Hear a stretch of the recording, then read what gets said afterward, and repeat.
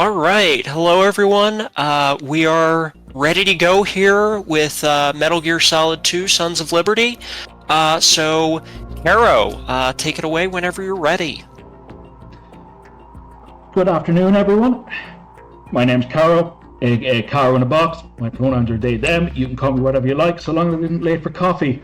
I'm here running Metal Gear Solid 2: Sons of Liberty. As you can see on the title screen, I will be taking you through the planned chapter of the game on the very easy difficulty.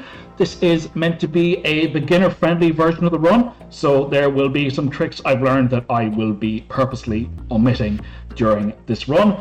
MGS2 is probably one of the most popular speed games in the series, and it's not an especially high barrier to entry once you've actually been through the game a few times, and hopefully I will be able to show you that. I am just going to load up the game here so I can confirm that we are indeed taking on the game on very easy difficulty. That's a previous save indicating that I cleared the plant. That is the plant chapter selected. Very easy, and of course time will begin when I select the radar type, which we are going to be using as radar type 1. So I'm going to count us down here. 5, 4, 3, 2, 1. Alright, let's go. So, a little bit about me. I'm primarily a Metal Gear Solid 2 runner. I have been running this game for, since November of 2023 or so. This is an event I am delighted to be taking part in because, of course, we are raising money for the Transgender Law Center, a very important cause, and the community has, may I say, absolutely been smashing it on the donation total so far. Hopefully, we'll be able to push that a little bit further here on day 3. I'm delighted to be kicking things off. The plot for this game is, of course, very detail heavy, so I'm going to try recapping it as best I can for you as we go. This game puts us in control of Raiden, aka Jack, a Foxhound operative with only VR training experience in missions, no actual real-world experience, and well, he is just finding his feet IRL, so to speak, in a what is now, I suppose, an alternate past United States. This chapter of the game is set in 2009, 2 years after the tanker incident, which was effectively the prelude of the game. A nice little quick section leading us into the actual meat and potatoes of the game. We have been tasked with infiltrating the Big Shell, a totally legitimate offshore cleanup facility. You understand, there is nothing nefarious going on here whatsoever.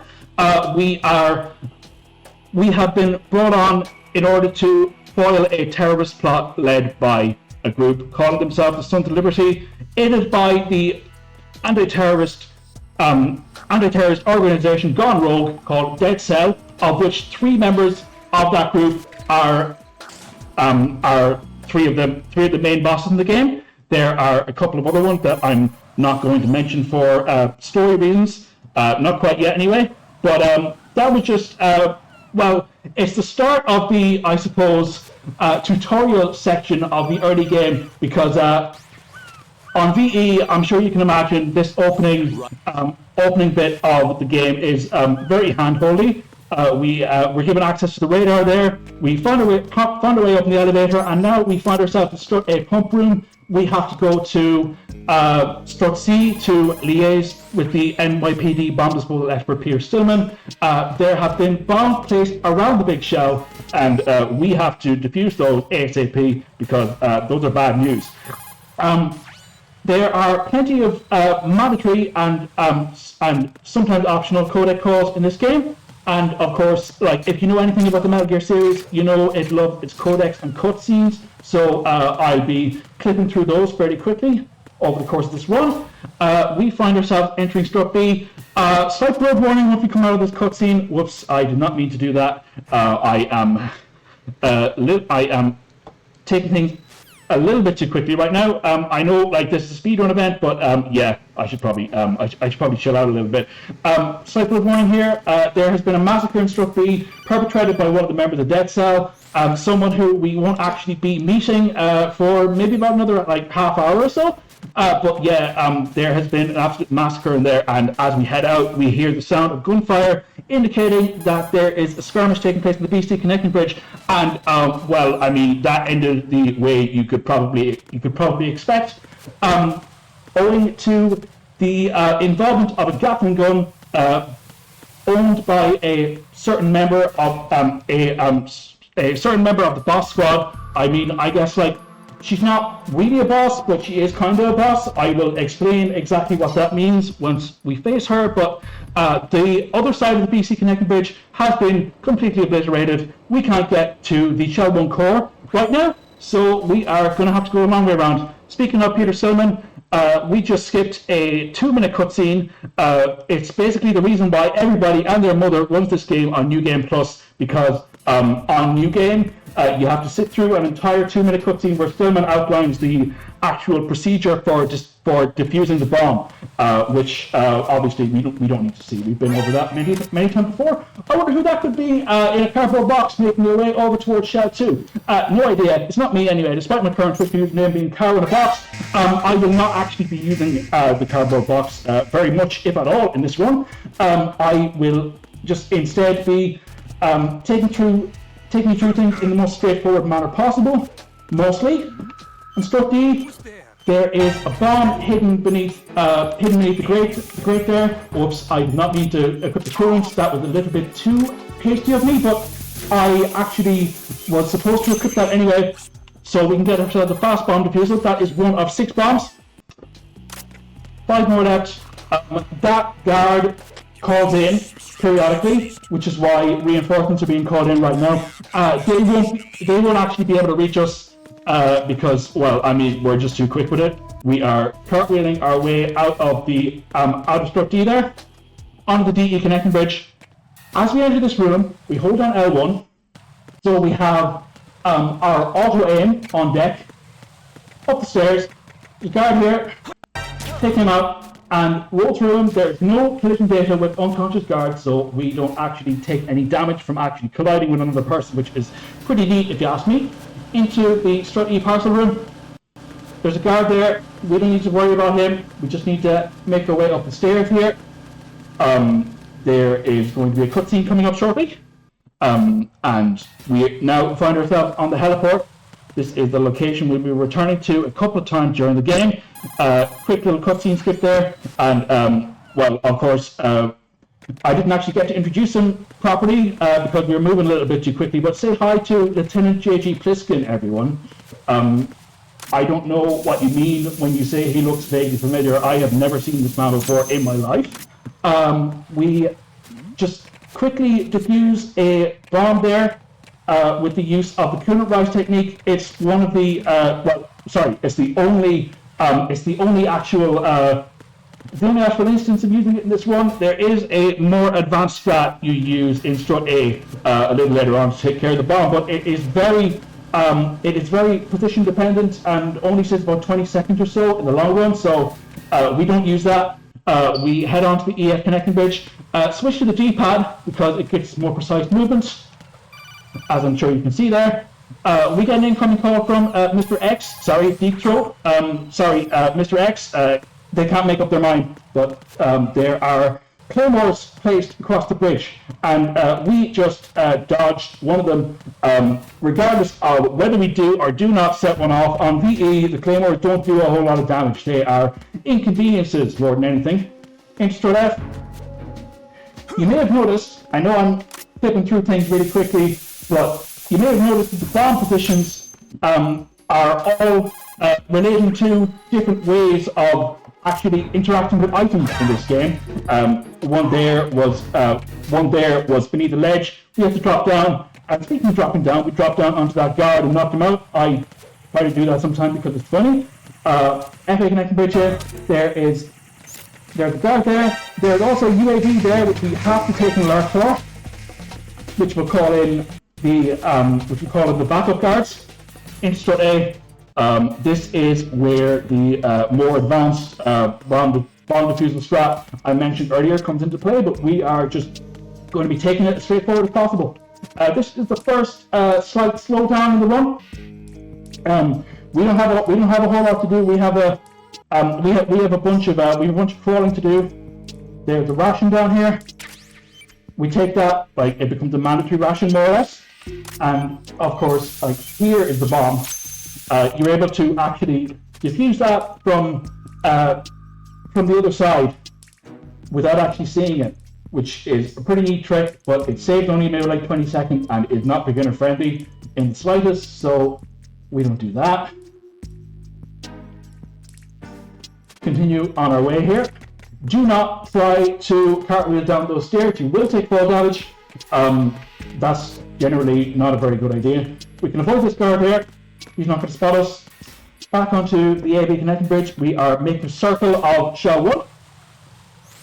Get a call from the data analyst for this game, Rose, aka Rosemary, aka Jack's girlfriend. That call indicates that we have 4 of the 6 bombs defused and are well on our way to actually being finished with the first section of the game. Indestruct B, again, another slight blood warning here. Obviously, they weren't able to actually clean things up in the like 7 or 8 minutes we've actually been away from this area. They don't move that quick. But speaking of moving quickly, there is a bomb here behind the transformer. This is number 5. And that call indicates that we get one from Peter Stillman. There is a very dramatic element. Stillman apparently lost his leg. In a bomb in an explosion in a church 5 years ago. But he actually indicates that was a lie, and he did that for sympathy points, which is very relevant. But like regardless, there is. Oh, actually, wait. Okay, that was not supposed to happen. On the BC Connecting Bridge, you take an alert from the cipher there. Sometimes, depending on the spawn position of the guard, he'll either like materialize straight in on the bridge, or sometimes he'll be waiting for you by the door, or sometimes he'll just go straight past you and won't see you at all. We got the third of those scenarios, which is weird. I'm not going to say that's never happened before, because it has, but it's less common. Bomb number 6. On the very structurally important roof of the women's bathroom in Strut C. Not entirely sure what that's about. It's almost like almost like all of these bombs are like decoys or something, and there's something actually much more threatening lurking elsewhere in the big shell. Spoiler alert, there actually was. We have been given approximately 400 seconds to get to the bottom of the Strut A deep sea dock. And now that we have a little bit of breathing room, did not mean to do that. A little bit of breathing room, and we've started our backtracking segment. Could I get possibly some announcements, donations, comments, questions, concerns from our host, please? Thank you. Certainly. So if you're just joining us, this is Speed4 TLC. We're benefiting Transgender Law Center. We've raised almost $4,500 over the course of this event. We just got a $10 donation from Duck saying, "Hi, Caro. I usually tell you to get in the sea, but no getting in the sea today. Good luck. You've got this." Thank you, Doug. I appreciate it. Yeah, and I just want to let you know we have an open incentive for a run coming up that's kind of lonely right now. It's for Orbo's Odyssey, which is coming up in 2 runs. We need $150 for that. So we would love to see some love for that incentive in particular. We also have a couple of bid wars open. !donate if you'd like to help out. We love beating incentives here, and we love encouraging bid wars, so get in and do that if you can. Also, if I could get some solution in the chat for Peter Silliman, that'd be great. The architect of the bombed Batman baited him in Shell 2, and he has now sadly been disposed of. Get him salutes in the chat for Silman, please. He is no longer with us. That threatening bomb is also no longer with us. We have dealt with it. And now we are heading back up to the roof of Strut A. We have been given a new objective. Well, I mean, it was the main objective to begin with, but like, we were just reminded of it. We need to rescue the president, but there is someone standing in our way. Say hello to Fortune, everyone. The owner of that big old Gatling gun that destroyed the southern half of the BC Connecting Bridge earlier on. She can do a lot of damage. Just look at that forklift. It gets its life absolutely destroyed. We took a there's a lot of stuff crashing down the ceiling. We took a hit there to manipulate the game, move the fight forward a few phases. We chill behind this we chill next to this barrel. Hopefully she'll lock onto it. Oh no, she did not lock onto it. Okay, she shot us instead. All right, sure, yeah. Well, like we'll deal with that. That happens sometimes. We get over here, rinse and repeat. Hopefully this one goes a little better. Okay. There's somebody on their way down the elevator, and that indicates the fight is about half over. She has not hit the barrel, so we actually just need to chill here until she does. That'll do it. Alright, thank you, Fortune, for being somewhat cooperative. We'll just chill here with a full equipped while she got shot with her Gatling gun.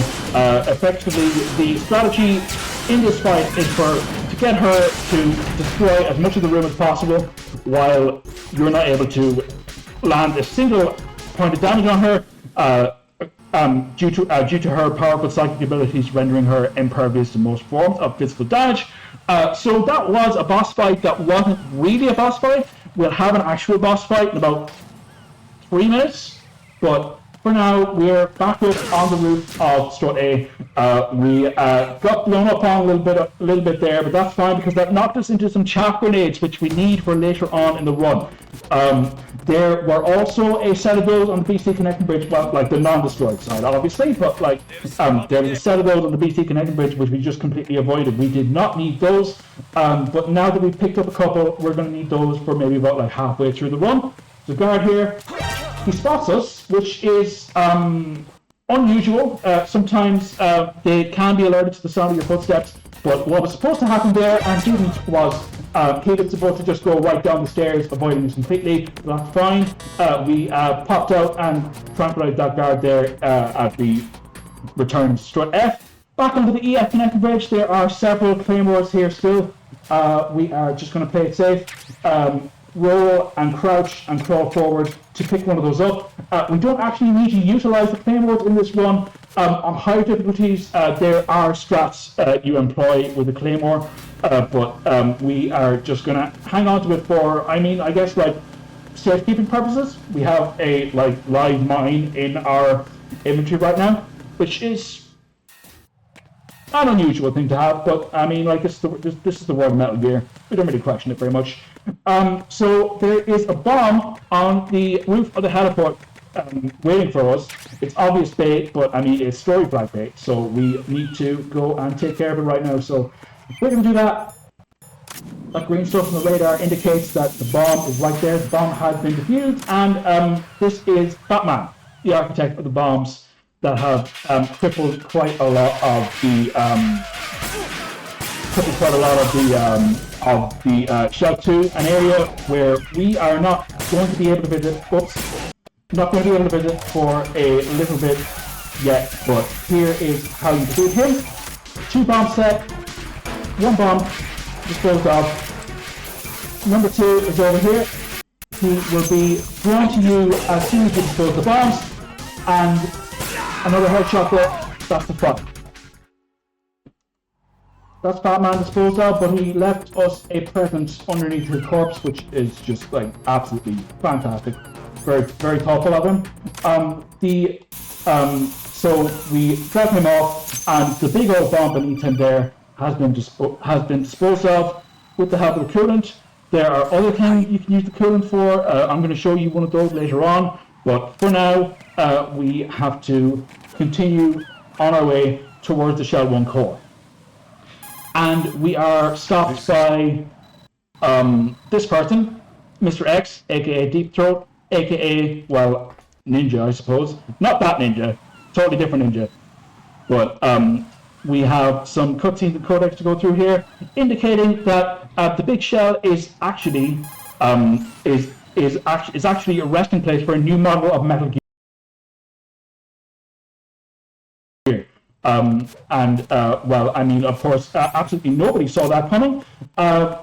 There have never been anything untoward going on here on Big Shell, maybe about 20 miles off the coast of Manhattan.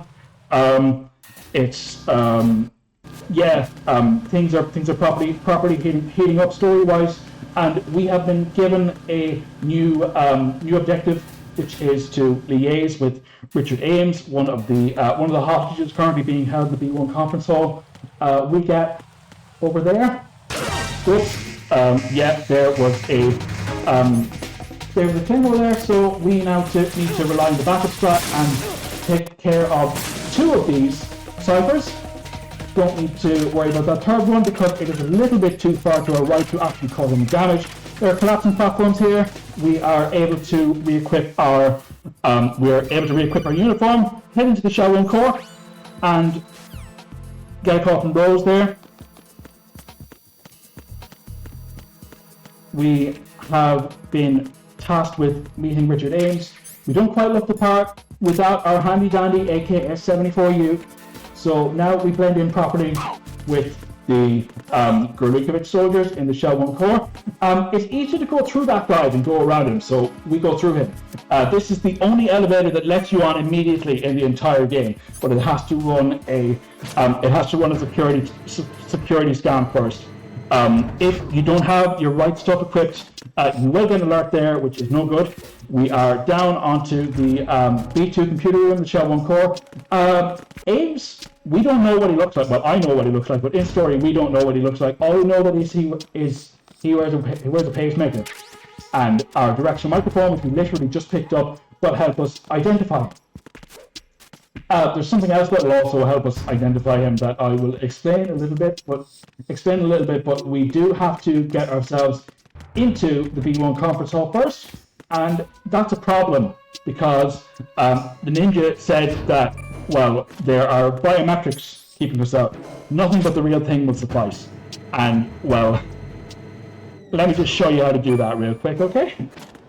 Alright, so we got a weapon. Knock on the wall.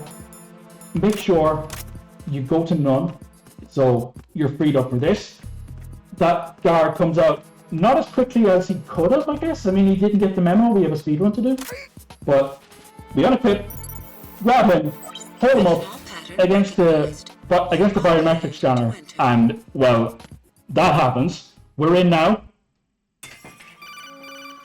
Intercept call from the corner here. So we don't know what Ames looks like, but thankfully we're able to. Oh no, that's not him. Thankfully, we're able to spot him decently well, thanks to the fact that the game thinks we're running this past 10 p.m. He's right there, and you may notice that all the character models look exactly the same. That is one of the various character model spawns you can get if you manipulate the system clock. The game thinks it's past 10 p.m. and after 10 p.m. you get the All Beauty spawn. So Ames stands out really well from all of those. We need to re-equip our weapon. We need to get the heck out of here. In doing so, our disguise is blown and Ames is dead. 07 to the chopper aim, please. We equip our M9. We need to find a way out. Tramp that guard without even seeing him. Double tap to bring up the elevator real quick. And we are on our way back up. Be nice if my analog stick could cooperate. That'd be great. So we're in the Shell Core 1F. No need to wear our disguise anymore. We just need to focus on getting the heck out of here, which we can do via this door here. Pick up some M9 and SOCOM ammo for just general purposes, I suppose. We'll be moving on to heavy weaponry before long. Speaking of which, there is something we need to get our hands on in the Strut F warehouse. Behind the door, we didn't have access to earlier, but now we do because we have a level 3 keycard. This game, much like the Metal Gear game before it, runs off a keycard system, and we have access to level 3 here, which allows us to pick up the PSG-1. A returning character from Metal Gear Solid 1. Returning character from Metal Gear Solid 1. I have no idea what you're talking about. Back onto the EF connecting bridge, we have taken care of the majority of the claymores here, which is able to dip onto the railings in there, into the Store E parcel room. We need to come back here maybe like one time throughout the remainder of the run, but we are just able to exit to the south, through the southwest here, completely avoiding that guard. He can't see us, and neither can the guards on the DE connecting bridge. There is one above us and one below us. We just need to be quick enough to actually get across the bridge without being spotted, which we are, which is fine. And we are now entering the Strut D sediment pool. There is a door to the north leading onto the Shell 1-2 connecting bridge, the area of some fairly significant developments here. So there have been several sets of Semtex centers, 6 sets of Semtex centers specifically, try saying that by time fast, placed across the bridge to deter anyone from actually getting across it. There is one on this cipher here. I'm going to use some silence, please. Okay, there we go.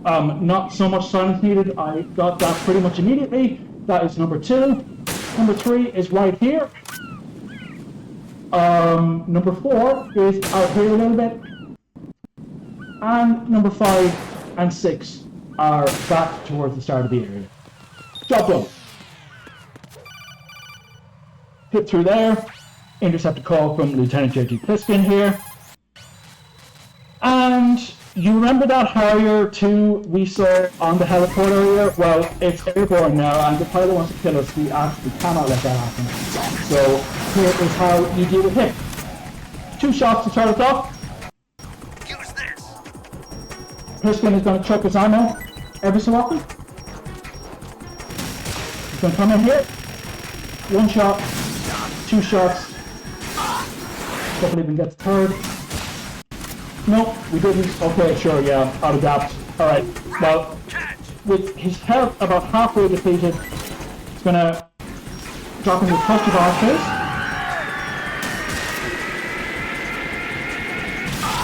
Okay, we got that, no problem, alright. Okay, this boss fight is gonna go on a little bit longer than anticipated, but we can work with that. I'll let you go out in style. This shot is homing missiles. We've got to get 2 off. Like, we do get hit, but so does he. So like it's a good trade-off, I think. He's gonna come up from below and start firing off missiles here. So we need to start wailing on him. Oh, yeah, got hit. Sometimes we are a little bit slow to react, but that's fine. Hopefully we get him before he goes into phase 3. We did! Okay, yeah, that was a little bit touch and go there, but that was the Harrier. We are about halfway through the game, but we're not out of the woods yet. I hope I get this. Okay.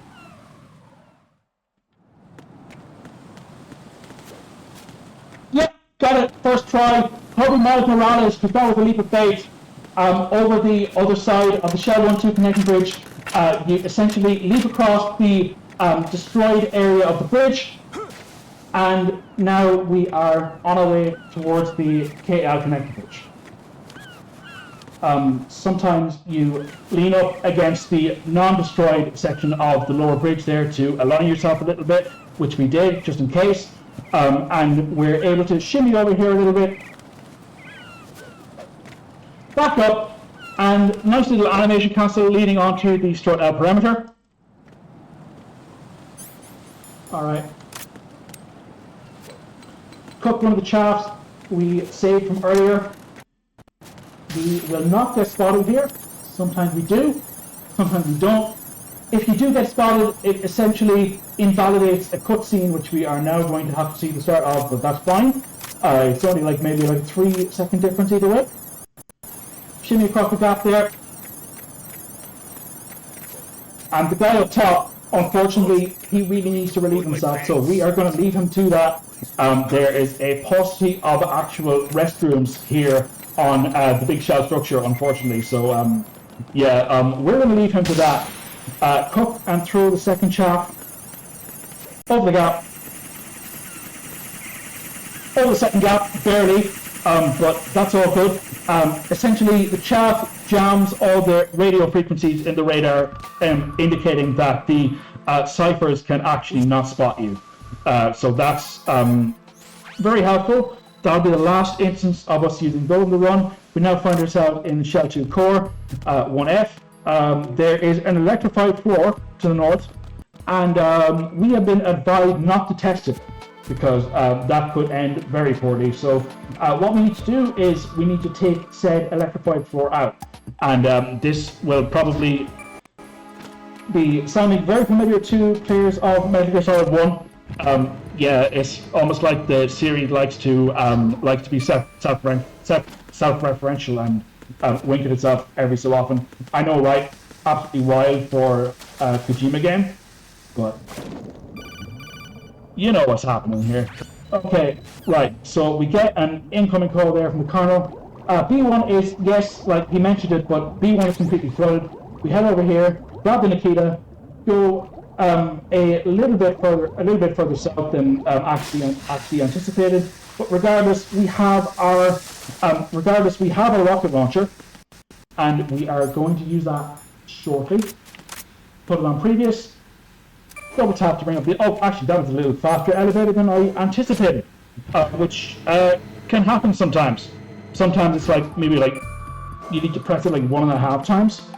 But now we need to liaise with President Johnson, or Prez, because of course, like, this game was released in 2001, 2002 on my side of the world, and well, I mean, like, just the informal nature of referring to the President of the United States. I love that. All right, here's the Prez. Hopefully he doesn't actually run into it. Sometimes it does. Get down, Mr. President. Hopefully, well, that worked out better than expected. The Nikita range of movement is very volatile, and just so you know, it takes 2 shots to accidentally kill the president on very easy. I have done that a couple of times, and well, let's just say it's not anything I particularly wanted to do anyway, because, like, as you can see, the president is unfortunately no longer with us. F in the chat for President Johnson. The count of characters riding, meeting, and immediately then dying is now up to 3 in this game. Funny how that seems to keep happening. We have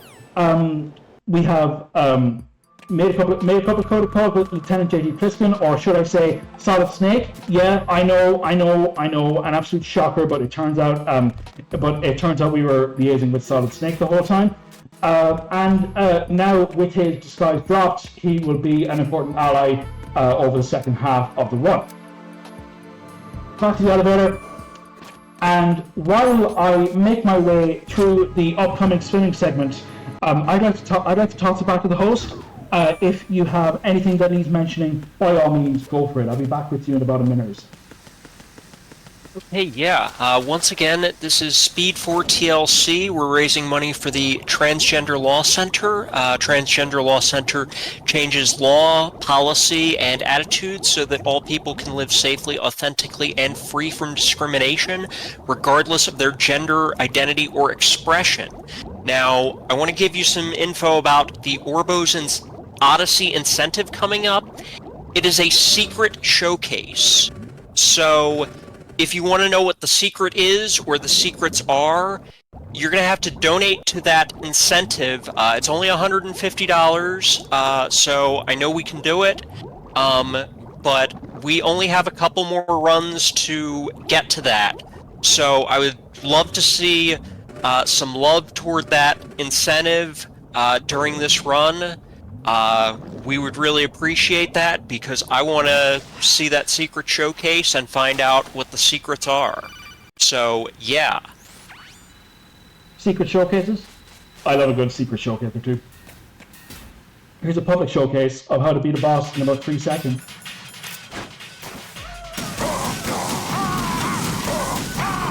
Round 1, everyone! Bosh! We met him earlier. I met him in person for a very, very quick boss fight. And he is 100% definitely dead and will not be coming back later in the run. That is absolutely the last you see of him. But he takes 6 stair shots on BE, and rather than mess around and play his games, we just pump them all into him right at the start of the fight. Takes about 3 seconds, and it is admittedly very satisfying to pull that off during a run. So I'm glad I could do that. We next have to rescue Emma Emmerich, aka Otacon, aka Hal Emmerich's sister.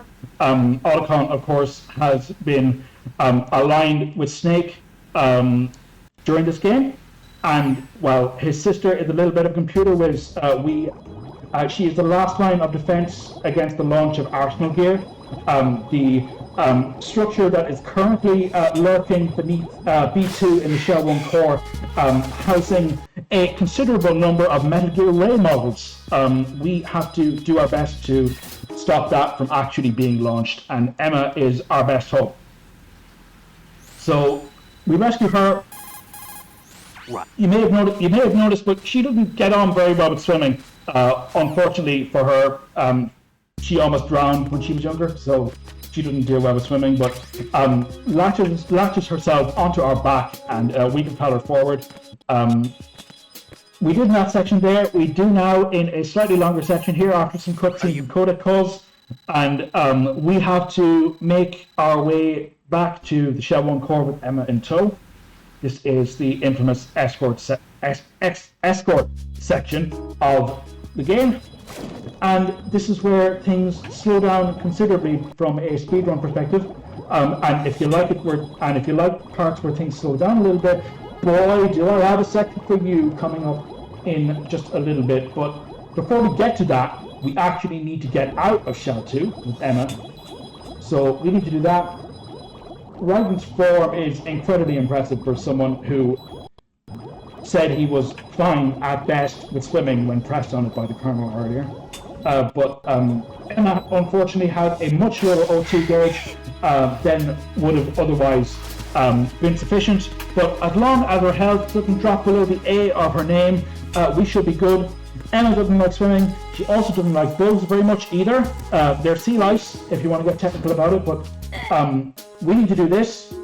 We need to give her a hug. Yeah, that's what it is. 2 of those should be sufficient. Get her across the line here. Yep. Alright, there we go. Back up to, yeah, I mean, if my analog stick could play ball, that'd be great. But we are now back onto the Shell 2 Core 1F air purification room. This is a hairy room, even on the, because there are 3 guards here. One of them is here for, just to pinpoint things, it is now evening on April 29, 2009 in Story, and that guy has obviously been patrolling all day. He's tired, so we put him down for a nap. We take Emma's hand again, lead her down the stairs. Second guard will be around the corner. Going a little bit, yeah, we'll get noticed, but we won't get spotted. Let's see how it goes with guard number 3. He spawns in once you're up the stairs. I have actually no, not doing that yet, because like at this point in the game, the backup guards, even on VE, the backup guards are no joke, because like if he gets a quick call in, we need to just reset the entire room, and obviously I don't want to do that, particularly because it'll be a massive time loss. So just take him out as normal, grab Emma's hand again, and proceed onto the KI connector bridge. It is now sunset on April 29, 2009, and we have some UAVs, some ciphers to deal with here. You can take care of the first one. You can also deal, well, the second one the first one you have to. The second one is optional, but just in case, if you want to give yourself a little bit more wiggle room to deal with this very conveniently placed fire, you do that. Was oh, no. It came back. Whoops. Alright, there we go. That is one side of the fire taken care of. Take Emma's hand again. Trying to go ahead and strut out, but we're locked out. Surprise! Emma has a level 5 key card on her person, which is a hell of a Deus Ex Machina. But it does allow us to continue to proceed in the game. There are 2 guards here. We are just going to deal with them with our AK real quick. Or rather, yeah, I missed the shot on the second guard. So, we do get a call in here, but assuming we're quick enough, yeah, they shouldn't do that, but they call in twice. So that gives us maybe just about the amount of time we need to drag Emma through to the next room and more cutscenes and codec calls. We have a rather long ladder to traverse. It's about 130 feet, leading onto the strut out oil fence. And this is probably the slowest section of the game. I'm going to be throwing things back to the host in about a minute, but we do have something to take care of here really quick. So, going to do that. Equip our PSG-1. Guard up here. There is another guard here. That's 2. There will be a few more that spawn in once Emma is halfway across the first section of this room. But we don't have a whole lot. We don't have a whole lot to do right now. Actually, interestingly enough, in the Metal Gear speedrunning community, there is actually an active bounty for finding a sequence break for this room, because on VE it's maybe like 5-6 minutes of mostly nothing, and would really open up time to the top of the leaderboard if we were able to find a sequence break. But apparently things are fairly locked down in this game, which is fine. Missed that. Okay, no worries. I haven't started dealing with the UAVs in this room yet, right? I haven't started dealing with the ciphers. What I'm going to do is, every single missed shot on these ciphers, I'm going to donate another $2. Oh yeah, I forgot my weapon there. I'm going to donate another $2 to TLC. Let's see how this goes. That's 2. Alright, so now I have started dealing with the UAVs. I'm gonna throw back to the host if they have anything they want to say. Yeah, certainly. So we are raising money for Transgender Law Center. We have raised $4,448.58. So we are right on the cusp there of hitting the 4,500 mark. And chat, I wanted to give you a little more information about this secret showcase we've been looking at. So apparently it involves showcasing the dev room in the game. And I think that's really cool. Always love to see dev rooms and things like that. There's also some secret stories going on, and alien artifacts, and something to do with a no-handed corporate employee being trapped in his office. And there's also a cool little club for all the ducks to hang out in. So that all sounds really interesting. I want to find out more about that. I'll bet you want to find out more about it too. So if you want to find out more about it, you know, let's get a donation train or something going for this, so we can meet that incentive. !donate. Yeah. We love ducks around here, right? Right? A cool club for ducks. I'd love to see that. Missed a few shots on the ciphers there, so my total is currently up to $6. There's a guard coming out here. Missed him. Yep. Okay. Sure. Yeah. I'll deal with this. Whoops. Taking the guard here is far from ideal, but regardless, we move. Okay. There are 2 guards there. Go with that with. More ciphers spawning in here, owing to the fact that there was an alert called they will actually gather around you, which is still still not the best thing to deal with on VE, but regardless, 2 more guards taken care of, 2 more ciphers down. My total is at my total is at $6 right now, and we'll see if that increases any further because there are a few more UAVs to take care of. Emma is over on the end of the second area of this room, and she is almost home free. We have a little bit. We have a little bit more waiting to do. Again, I would just like to shout out the Transgender Law Center, and I would like to shout out the community here at Speed4 for raising as much money as they have going towards a very important cause thus far. Thank you all so much. Obviously, being non-binary myself, seeing the attacks on the American transgender community at large has really struck a chord with me, and I am just delighted to be involved in raising money for a cause rather that is quite close to my heart. We can keep pushing, of course. Nearly 4.5K is nothing to be sniffed at in the slightest, but if you wanna raise that further, you know what to do. Missed another shot there, so that is $8. That is the last of the UAV to deal with. Emma is almost home free. Surely nothing catastrophic is going to happen to her in about 10 seconds or so. Absolutely not, no. She actually was in story injected with something in her legs that made walking very difficult, but fortunately things have worn off enough that she's actually able to get around. And well, that unfortunate thing has happened. And that was Vamp 2.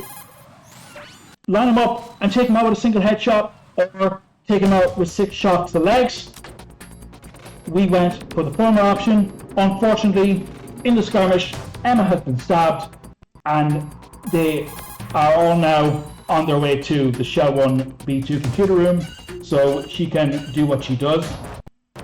We have been given another time section, so we find ourselves in the end game now. There's one final guard in the game, well, one final normal guard rather, behind that level 5 door. He's jamming out to music, he's got AirPods in, he can't hear us.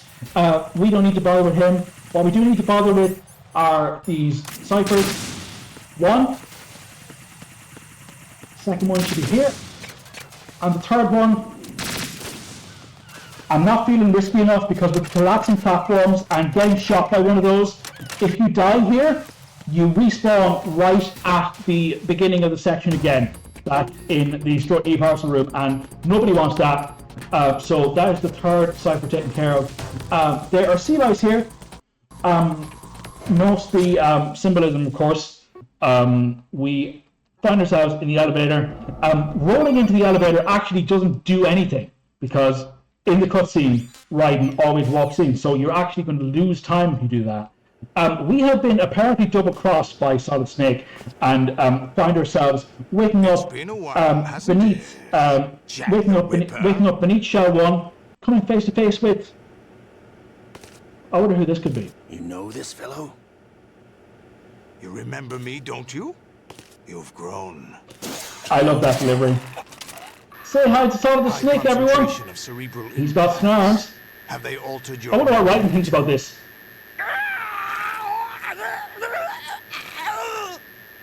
Yeah, I thought so. So, Solid the Snake, aka George Sears. Oh my god. You're joking me. You're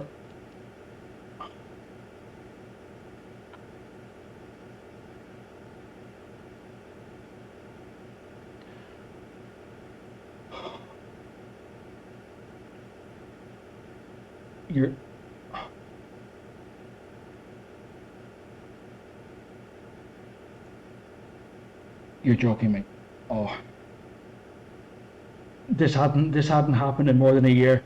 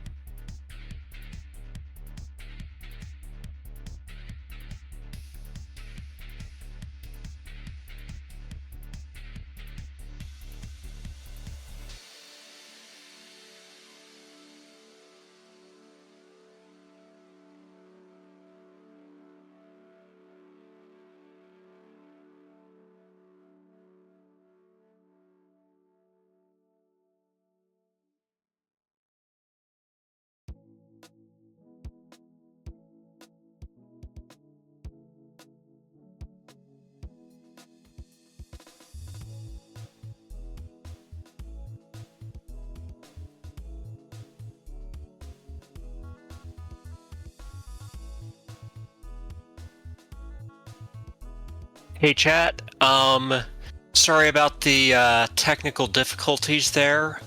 We are pulling things together here, so we're going to try to finish out this run from a previous save. So stand by for a little bit and we're gonna see what we can do here.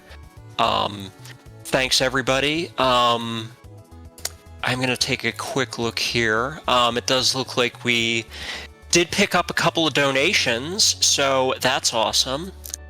So we've got $10 from Big Law that just says Orbo, and that of course went to the Orbo's Odyssey Secret Showcase incentive. And we have $8 from Hockey Babbler, matching Caro's $8 for missing shots to send everybody good vibes for a tech fix. Thank you to everyone in chat, keeping it chill, to all the runners, commentators, and volunteers, and most especially the donors. Yes, thank you everyone who's donated, everybody who's been a part of this marathon, everybody who's just been here. I mean, this is, our first marathon for Speed4, so, it's really encouraging to see the community kind of come out for this and, really coming together for Transgender Law Center. So, I think we're all really blown away by kind of the love we've seen for this event. So everybody watching, thank you so much. We really appreciate this. We really are excited about how this has been going. Checking on things. Looks like we are going to be ready to get started in just a minute. So I will be back with you momentarily. Thanks for hanging in there.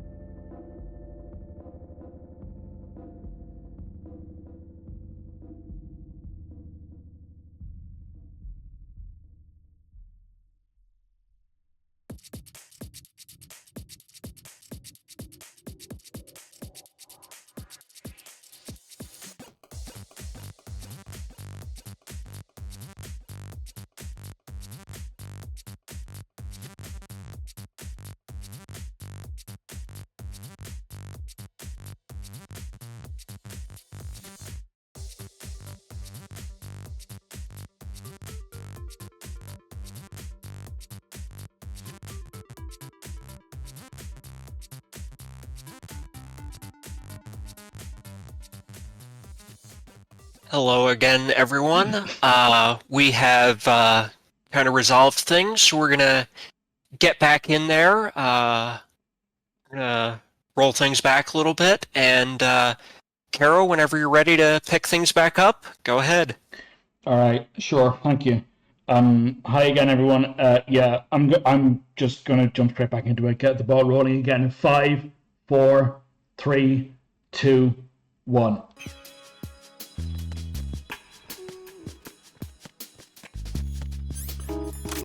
So here we are again in the Shell 2 core. We got it.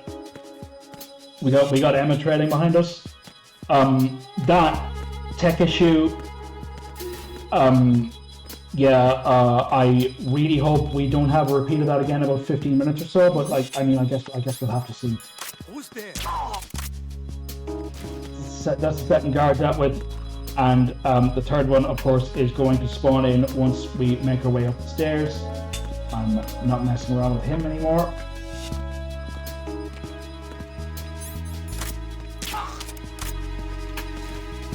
That's number 3. We're on our way out. And back onto the KL connecting bridge we go. So we got Emma behind us. we got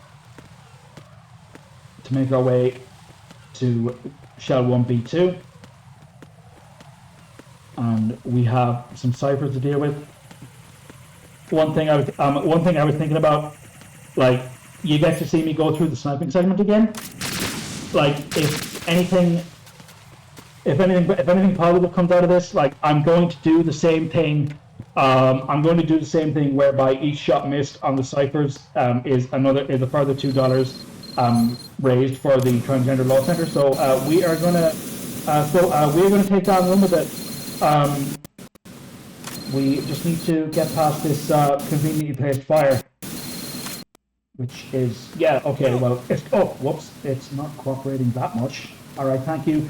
We're on fire now, which is a fairly accurate descriptor of where the actual run has gone. So thank you for that, Ryden. I appreciate it.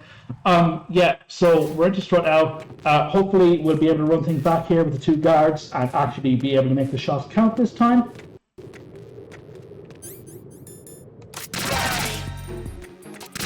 Not even. Okay, sure, that's fine. All right. Well, I mean, we're effectively just playing for time at this point anyway. So, we have to make our way back down onto the strut out oil fence, and this time we're actually able to do it without any reinforcements being called in. Quick little choke drag here across the threshold, and heading down the ladder. More sniping segment. I know how much you loved it the first time, so we're gonna run it back. All right. So Emma's off on our way. We don't get PSG1 ammo this time. Additional PSG1 ammo rather. Equip our thermal goggles. Guard here. Using headshot. Oh, well, no, actually, we were a little further over there, but that's fine. No, missed him. Alright. He's gonna come back out, and we're gonna move him down. 3 body shots or 1 headshot take care of guards on VE. So that is the first ciphers.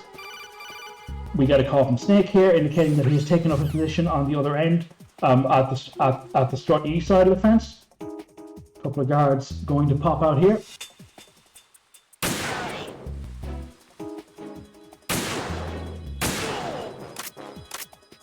Take him out. Emma is on our way. More UAVs are going to spawn in over this side. That's $8. There's another one.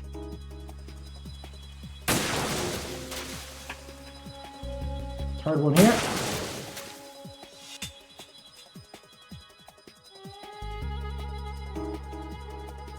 Emma's almost done with the first section of this room. We don't have a whole lot to do. Could I get any potential updates from the host, please? Yeah, certainly. So, just got in a $25 donation from Viz. So that also went to the Orbo's Odyssey incentive, which we now have $43 toward that. So thank you so much for helping us work toward that incentive. And we're also at $4,491. So we're like just, getting ever so close to that $4,500 mark. So if you want to be the one to kind of snipe that $4,500, I think now's your time. ! Donate if you want to be that person. Want to get us across the $4,500 threshold? Then by all means feel free to do so. More money being raised toward a great cause. Actually, I could do that if I weren't literally in a run right now, because I missed all those shots of the UAVs and I owe the TLC $10 and counting. It'll be hit regardless. But if you want to be that person, go ahead and donate. One guard there. Second guard here. That's them taken care of. Up 12, 14, 16, 18. Okay, sure, $18. We'll call it 20. Why not? More money being raised for a great cause.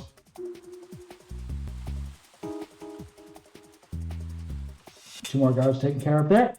And Emma is on her way toward the final section of this room.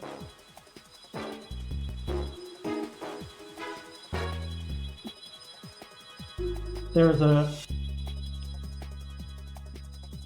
not a whole lot left to do during this section, but like I said, it's the part of the run where things really slow down. We do get to jam out some awesome music though.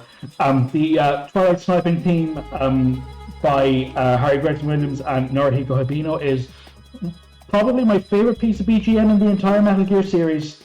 And it's nice that we get to hear that 2 separate times today, I suppose. Emma is on her way to the third and final section of this room. We have one more cipher spawning in, so potentially more chances for me to whiff my shots and raise more money for TLC in the process. I guess we'll have to see. I'm spawning here any second now. There we go. I want to see if I can do this for 5 points. Yeah. I got the camera. If you hit the camera with the PSG, it blows up immediately. So I'm glad you got to see that at least. Hey, can I just jump in here real quick? Sure, yeah. Yeah, so we just got $10.11 from Metal Glen Solid and $12 from Duck, and we have crossed the $4,500 mark. So I'll give you both credit for that one. So thank you so much for getting us to 4,500.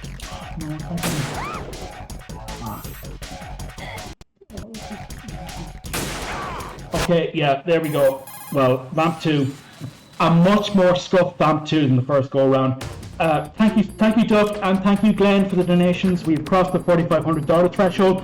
And as before, Emma has been stabbed. And as Snake said there, you better hurry. I don't think she's going to make it. So we gotta hightail it from the Strut E-Parcel room back over to the Shell 1 core. We gotta do that. Equip our handy dandy AK, so we have it to hand to the next room. Head back out onto the connecting bridge. One cipher. Oh, missed that. Okay, got the second one. Got the third one. No worries.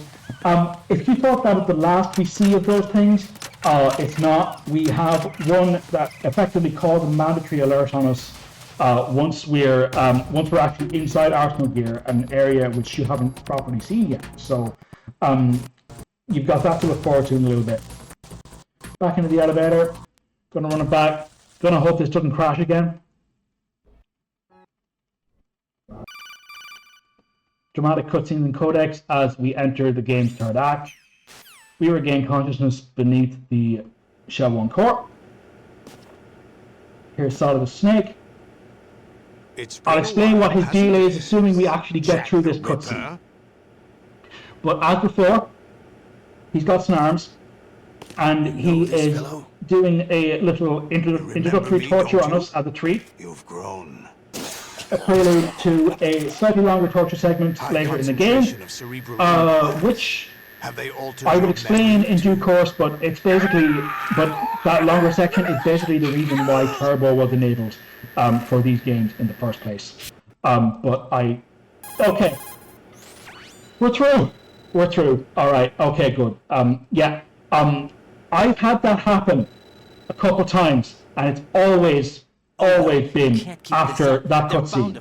But say hi to Olga Lukovic, aka Mr. X, aka Deep Throat. she's been that ninja the entire time. She's on some kind of triple agent nonsense, and now she is with us in Arsenal gear, trying to make the best of a very bad situation. We call Rose here. We get ourselves freed, and we are also now extremely naked. We got our dog tags. We are just making sure we have feeling back in our wrists, and we also have our sick card reading skills. We never lost those, even when completely naked. We got a weird call from the very real Colonel Campbell, and we are able to proceed on our way up the stairs. Mandatory one, second mandatory one coming in here. Things seem a little bit off. Probably wouldn't read into it too much though. Card read across the gap. We are introduced to the Arsenal Gear 10 Goose, the final type of guard we have to do with this game. I didn't say 10 Goose or 20 Goose, I said 10 Goose. These are the high-tech final set of guards that you have to deal with in this game.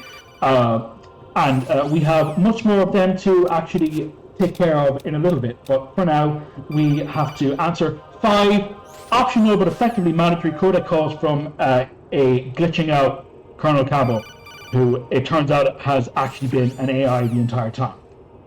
Yeah, some really dramatic third act developments here happening in Metal Gear Solid 2 Sons of Liberty. I don't know who that is on the radar at the moment. He's gone now. That's number 4. And the last one. Okay, that's number 5. I didn't get to see it, but the calls are randomly generated, and sometimes the Colonel will say, honestly, you've been playing this game for a long time, do you have nothing else to do with your time? And it's like, he just called out the entire Metal Gear speedrunner community, which is very rude of him. But with all that done, we now have our gear back, we've been reunited with Snake, and we've been handed a free sword, which is very nice, from Olga. I mean, I guess a gift to make up for like double crossing us or something. It's a high frequency blade. We don't get to use it very often in this run.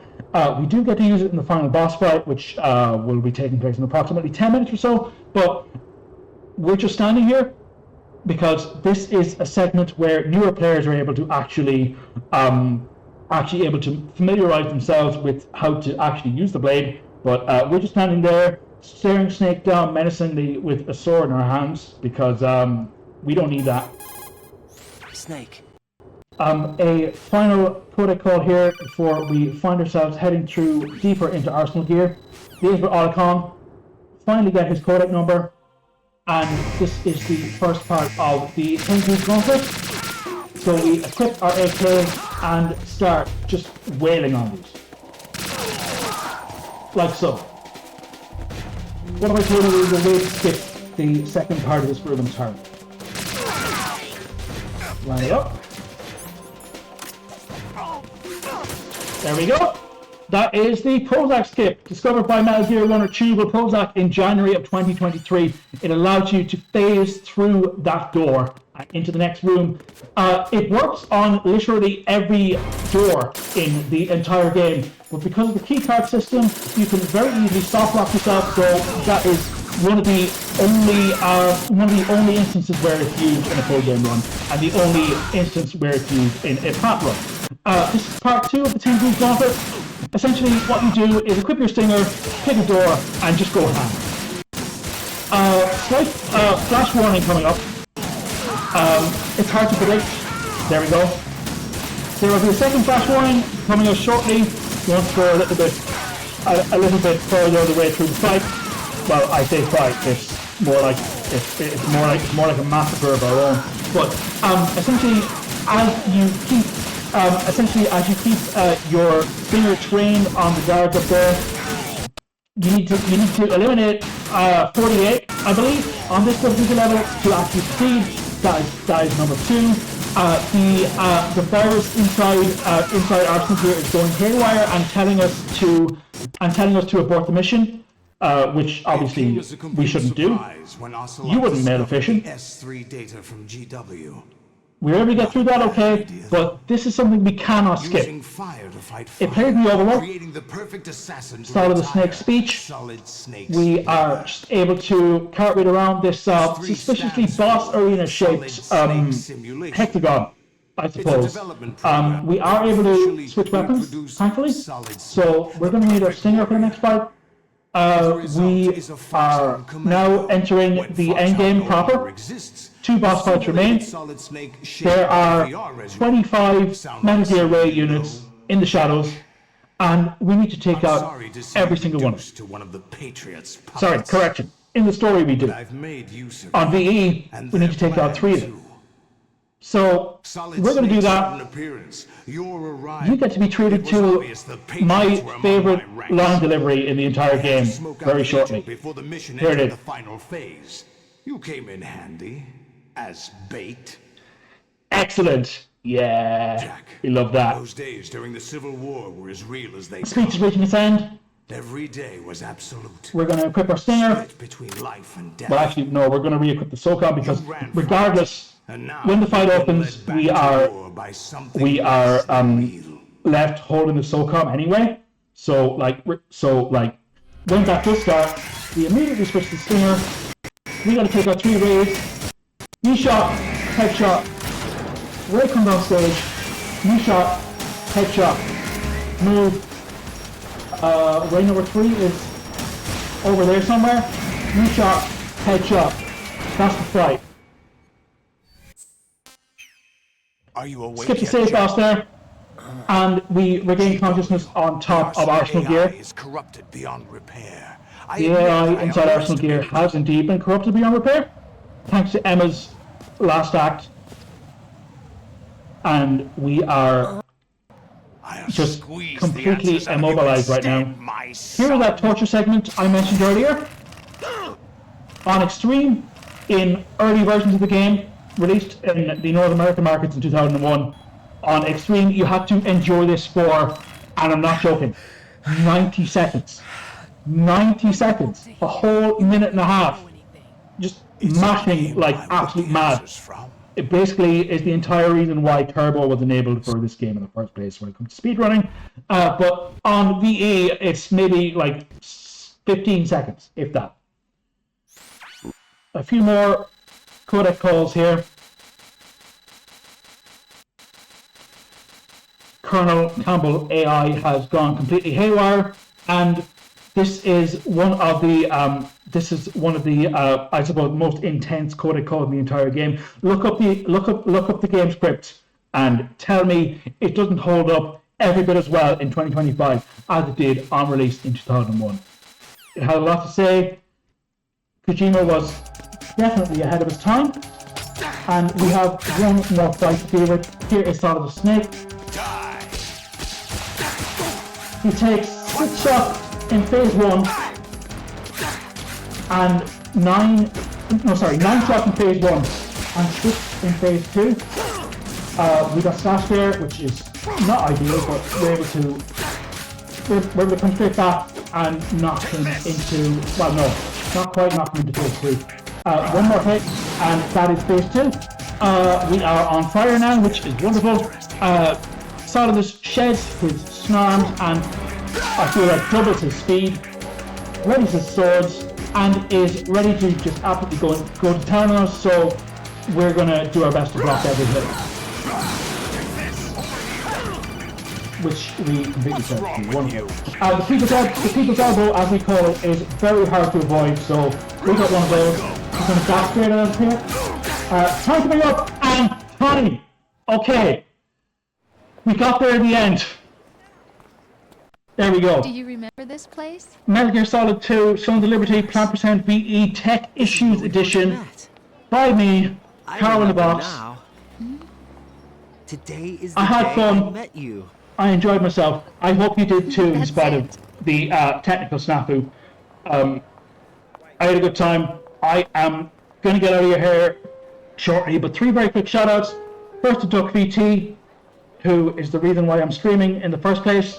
Second to Speed4 Tech Lead and Metal Gear Runner Nick RP Green, one of the reasons why I'm speedrunning this game in the first place, I found something and pass to along the you. Metal Gear speedrun community in general for just generally Said all being a living great bunch of things people. want their I'm chance gonna to hop off, but you can follow me at on Blue Sky at carol.wtf and twitch.tv/carol-in-a-box. Hopefully I will be getting back there at some point, hopefully with less technical issues, but for right now I'm just going to say trans rights are human rights and no human being is illegal. Thank you very much for spending time with me, and I will throw it straight back to the host. Thank you so much.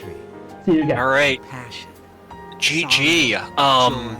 Great job working through those tech issues. I am going to go ahead and read off those last couple of donations that we got that brought us over to 4,500.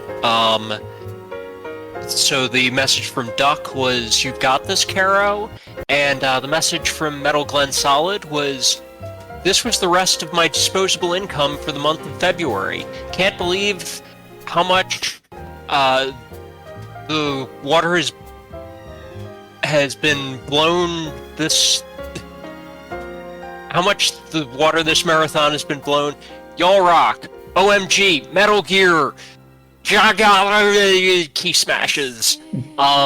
Thank you so much for those donations. We're at $4,513.69 for Transgender Law Center.